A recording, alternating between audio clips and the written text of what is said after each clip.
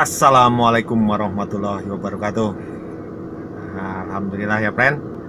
Hari ini saya mau sharing tentang bagaimana atau pertimbangan-pertimbangan apa di saat kita akan memilih mobil yang akan kita beli, terutama kepada friend-friend ya yang seperti saya ya, yang UMR penghasilan pas-pasan, terus tabungan juga nggak banyak-banyak amat ya, tapi butuh mobil untuk keluarga.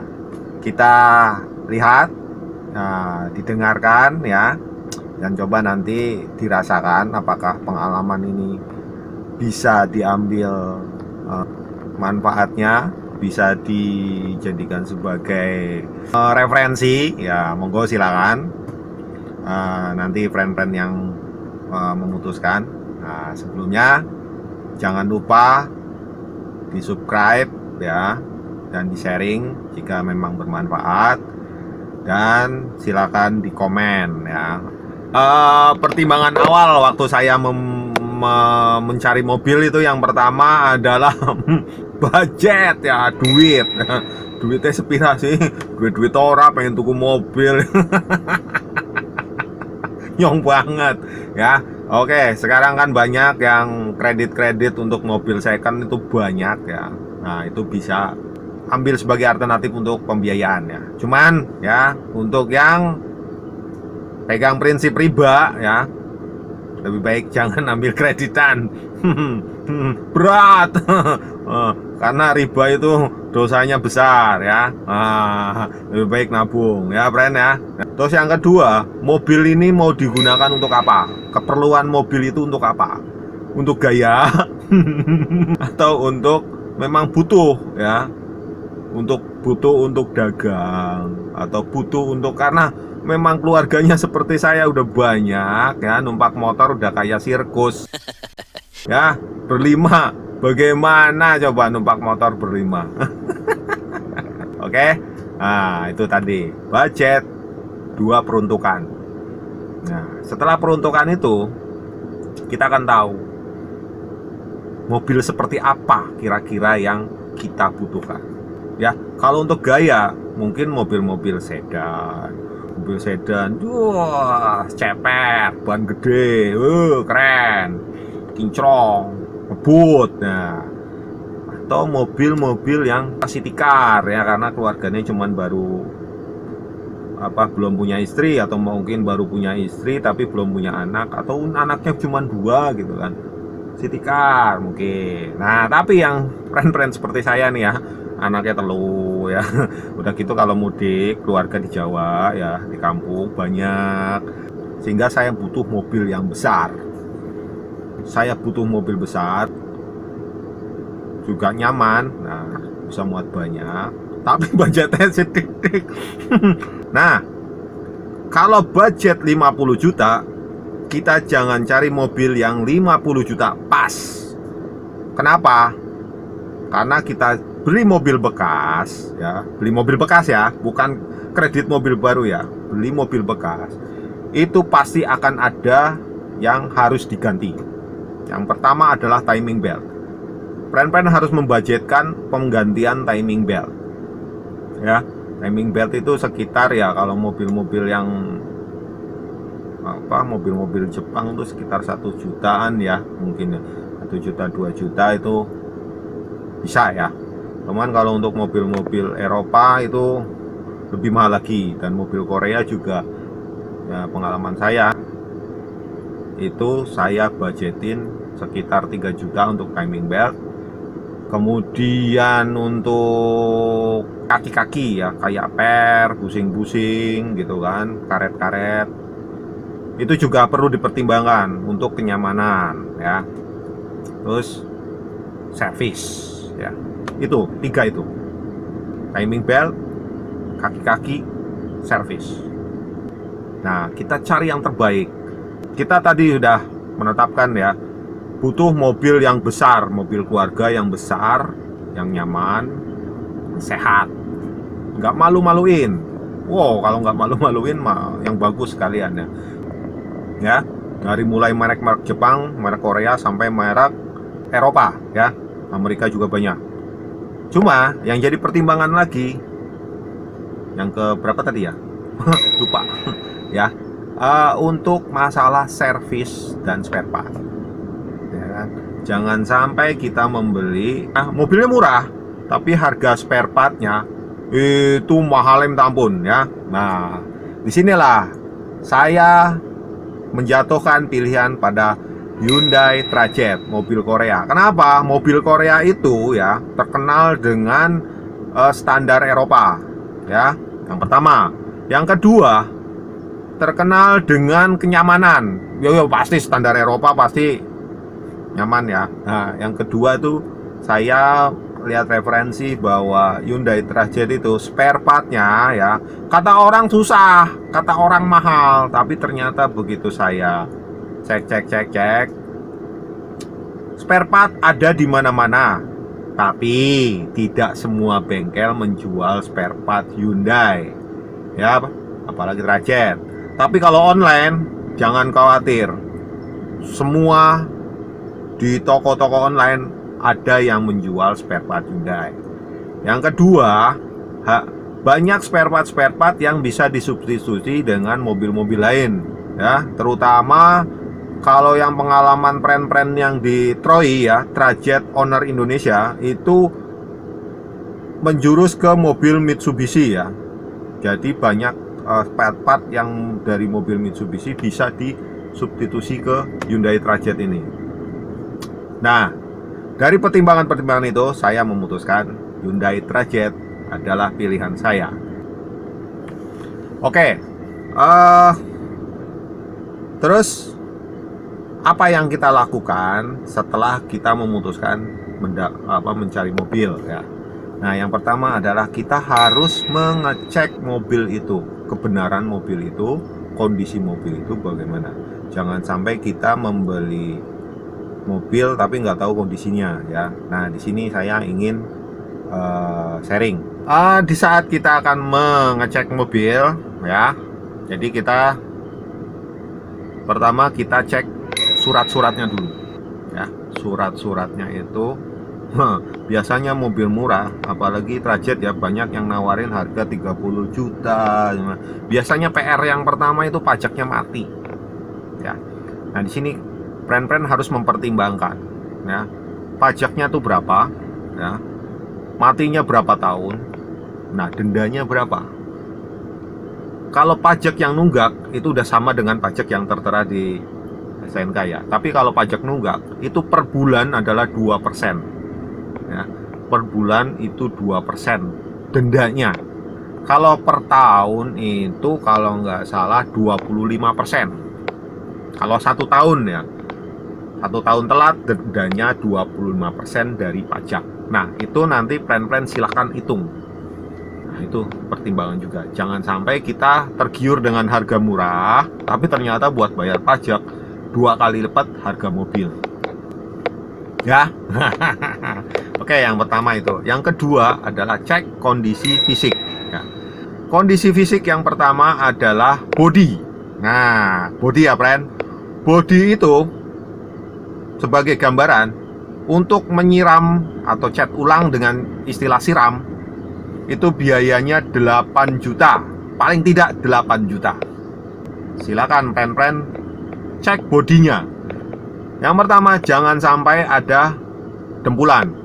Yang ada tapi jangan terlalu banyak lah, jangan full body dempulan ya. Kenapa?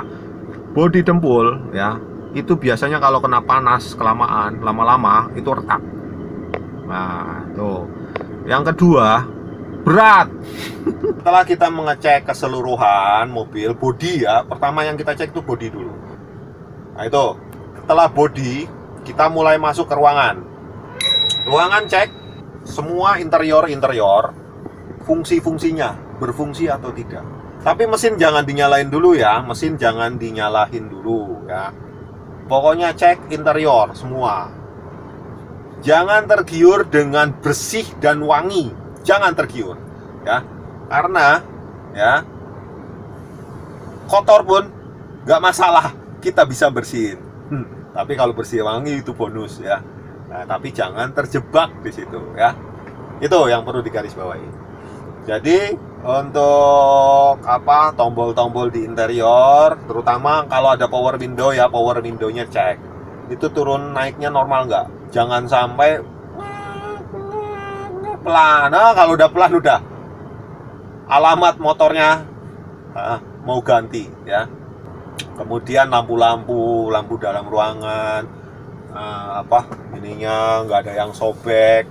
Jangan sampai ada tambelan-tambelan lah, pokoknya mulus lah, bisain mulus ya, gores-gores dikit nggak apa-apa lah ya, semua gitu ya. Oh ya, interior semua tombol-tombolnya bekerja, berfungsi dengan baik ya kan, nggak ada kekurangan nih, nggak ada kekurangan, nggak pecah ya, yang seperti itu. Cek semuanya dengan teliti, fungsi-fungsi bangku ya, naik turunnya bagaimana, nyaman atau tidak. Bangkunya terutama joknya ya, joknya jangan yang rusak ya, ganti jok juga mahal ya, ganti kulit jok ya lumayan, satu jok 500.000 ya lumayan ya. Nah, ya kemudian setelah lampu ya, lampu nyala apa enggak ya kan. Nah itu setelah body dan interior baru kita buka kap mesin ya, kap mesin kita buka. Nah oke, friend, setelah buka kap mesin, langkah yang pertama dilakukan adalah cek oli mesin. Nah cek oli mesin itu dengan cara cabut ya stick ini, dilap dulu ujungnya, baru colokin lagi. Nah dicek kalau orinya masih standar ya, tuh kan masih standar tuh, itu berarti olinya masih penuh. Dan dilihat olinya hitam enggak, kalau hitam wah ragukan nih. Kemudian cek perabotan-perabotan yang ada di dalam ruang mesin, jangan sampai ada yang tambelan ya, tambelan sambungan ya kan, terutama ini kop mesin ya, kop mesin atau tutup mesin ini jangan sampai ada rembes-rembes ya, terutama silinder head yang di bawah tuh, antara silinder head tuh, ruang apa, silinder head dengan bawahnya itu. Nah itu jangan sampai ada packing double atau rembes ya. Nah ini susah nih, mana nih silinder headnya. Nah tuh, karena kalau packing double ya, itu kemungkinan nanti kalau mesin panas dia akan melengkung. Kalau saya lebih suka lihat mesin yang kotor seperti ini, debu-debu ya, yang debu-debu tapi bukan kotor oli ya. Kalau misalnya udah ada oli-oli, udah ada rembes, wah mendingan jangan. Koil diusahakan, koil jangan ada yang ditambel-tambel. Kalau koil udah ditambel-tambel itu udah pasti udah bocor. Nah itu resikonya nggak lama akan ganti ya. Contoh koil yang tambel nih ya. Untuk koil trajet itu ada yang KW murah tapi bagus nih, seperti ini nih ya. Nih KW murah tapi bagus nih, ini saya udah pakai nih. Kalau bisa cek juga ini ISA. Nah ISA tuh di sana tuh ya, dia itu untuk mengatur langsam atau RPM di langsam ya, idle. Nah itu juga dicek ada tambelan atau tidak ya. Power steering juga jangan sampai ada rembusan oli ya. Transmisi juga ya, transmisi jangan sampai ada rembesan oli. Nah cek sikring, nah fungsi-fungsinya juga dicek. Kalau bisa dicoba peralatan dinyalain, cabut sikringnya. Nah kalau sikringnya mati, sikring dicabut mati, berarti sikring ini masih difungsikan. Jangan sampai sikring-sikring ini dijamper-jamper ya. Nah itu bahaya. Aki, nah aki juga dilihat umurnya. Biasanya ada kode aki di sini ya. Nah, itu bisa friend lihat di browsing lah untuk kode-kode aki bagaimana melihat umur aki. Nah, shockbreaker juga, walaupun shockbreaker ini kita udah budgetin ya, kaki-kaki udah kita budgetin, tapi cuma coba kita cek. Nah, ini sebagai poin, bisa untuk poin mengurangi harga juga. Ban juga kalau misalnya udah tipis, gaus, bisa untuk mengurangi poin juga. Nah, kode ban ya, kode ban itu bisa ada kode-kode ya. Friend harus lihat kode ban itu juga menunjukkan umur ban. Jadi produksinya kapan dibuat, umurnya kira-kira berapa. Nah, knalpot kalau bisa ini jangan yang basah oli ya, yang kering. Walaupun hitam tapi kering, jangan basah. Cek juga yang kolong-kolong ya, itu banyak karat atau tidak, terutama sasis ya.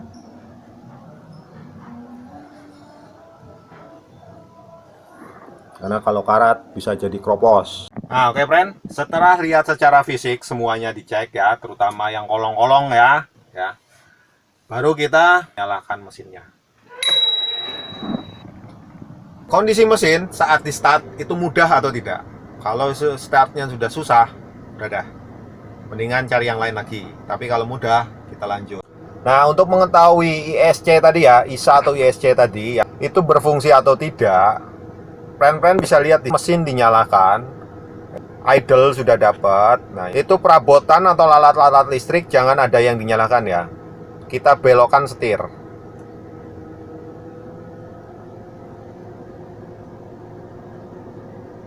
Nah, itu harusnya RPM naik.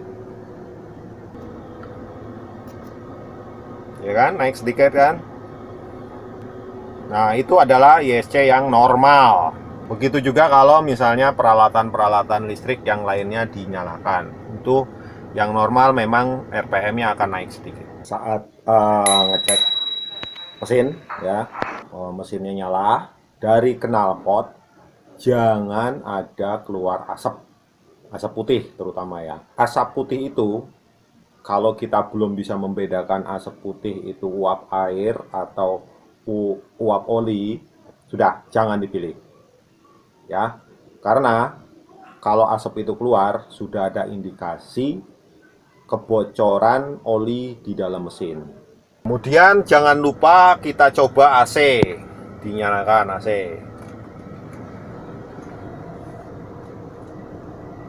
Kalau memang kompresor itu sudah bunyi ya, sudah noise, lebih baik jangan ya, karena kompresor kalau Hyundai Trajet ya, kalau sudah bunyi itu harus ganti, nggak bisa diservis. Baru kita tes jalan ya, kita coba tes jalan. Itu jangan segan-segan kita tes muter sesuai dengan drive style kita ya. Kita mulai dari jalan pelan, terus kecepatan sedang bagaimana, kecepatan tinggi bagaimana rasanya, setir goyang apa enggak, gluduk-gluduk apa enggak. Nah, seperti itu ya. Setelah kita test drive gitu kan, sudah mantap pilihan kita ya, hasil cek itu sudah oke, sedikit yang harus diperbaiki, udah srek. Nah, satu lagi langkah terakhir yang jangan dilupakan ya. Apa itu? Pergi ke bengkel untuk general check up. Kenapa? Ya, karena mobil Hyundai Trajet ini ya, atau mobil-mobil lain yang sistemnya elektronik pakai ECU, injeksi pakai ECU dan segala macam, otaknya itu ECU. Nah, itu harus di-scan. ECU-nya masih benar nggak? Selain itu ada penyakit-penyakit yang tidak bisa terlihat secara cek tadi ya, kasat mata itu. Misalnya seperti yang saya alamin kemarin kan, soketnya kendor aja ya, soketnya udah oblak gitu. Itu saya sampai habis jutaan hanya untuk tebak-tebakan si montir ya. Tapi begitu di scan pakai ECU ketahuan. Nah, setelah itu silakan dirangkum, kekurangan tadi apa aja.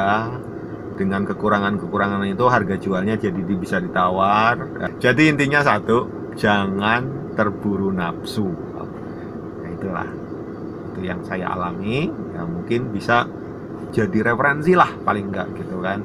Nah, saya nggak pakai mekanik waktu itu ya. Oke friend, setelah didengar, dilihat dan coba dirasakan, silakan friend-friend putuskan jadi beli atau tidak. Oke friend, sekian dulu sharing saya, semoga bermanfaat. Jangan lupa di sharing. Assalamualaikum warahmatullahi wabarakatuh.